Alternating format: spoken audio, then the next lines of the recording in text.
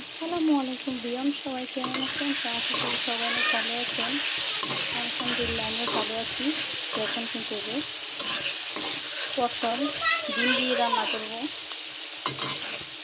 ডিম দিয়ে পটল রান্না করবো। আর এখানে আমি একটু হালকা আদা বাটা, হালকা একটু রসুন বাটা আর হচ্ছে একটু জিরার ফাঁকি দিয়ে দিচ্ছি।